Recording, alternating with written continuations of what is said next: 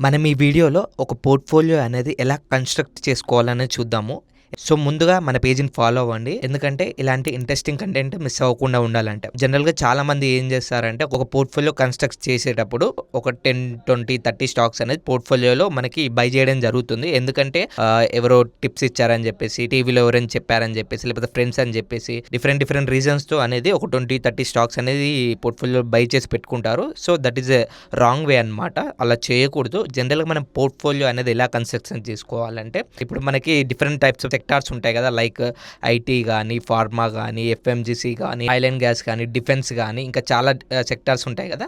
So, sector వైస్‌గా మనము divide చేసుకొని ఒక్కొక్క సెక్టార్స్‌లో మనం ఒక్కొక్క స్టాక్ అనేది పిక్ చేసుకుంటే చాలా బెటర్ పోర్ట్‌ఫోలియో అనేది బ్యాలెన్స్‌డ్‌గా ఉంటుంది. సో, ఒక్కొక్క సెక్టార్ నుంచి ఒక్కొక్క స్టాక్ పిక్ చేసుకొని మీ పోర్ట్‌ఫోలియోలో మళ్ళీ ఆ సెక్టార్‌లో చాలా స్టాక్స్ ఉంటాయి. అందులో మీకు ఏ బిజినెస్ అయితే అర్థమవుతుందో, ఏ స్టాక్ మీద కన్విక్షన్ ఉందో ఆ స్టాక్‌ని పిక్ చేసుకొని మీ పోర్ట్‌ఫోలియో యాడ్ చేసుకోండి. ఓకేనా? సో, పోర్ట్‌ఫోలియో యాడ్ చేసుకున్నారనుకోండి, ఒక 5-10 స్టాక్స్, 5-10 సెక్టార్స్ తీసుకొని ఒక 10 స్టాక్స్ యాడ్ చేసుకున్నారనుకోండి, నెక్స్ట్ ఏం చేస్తారంటే ఇప్పుడు 1 ఇయర్ తర్వాత, ఒక 6 మంత్స్, 1 ఇయర్ తర్వాత సో, ఈళ్ళు పెరిగిన స్టాక్స్ ఉంటాయి, పడిన స్టాక్స్ ఉంటాయి కదా! సో, ఇప్పుడు ఏం చేస్తారంటే లాస్ ఉన్న స్టాక్స్ అని కట్ చేసి ప్రాఫిట్స్ ఉన్న స్టాక్స్ అనేది యావరేజింగ్ చేయండి. ఓకేనా? జనరల్‌గా చాలామంది ఏం చేస్తారంటే ప్రాఫిట్స్ ఉన్న స్టాక్స్‌ని బుక్ చేస్తారు, లాస్‌లో ఉన్నాయి యావరేజ్ చేస్తారు. So, this is the wrong way అనమాట.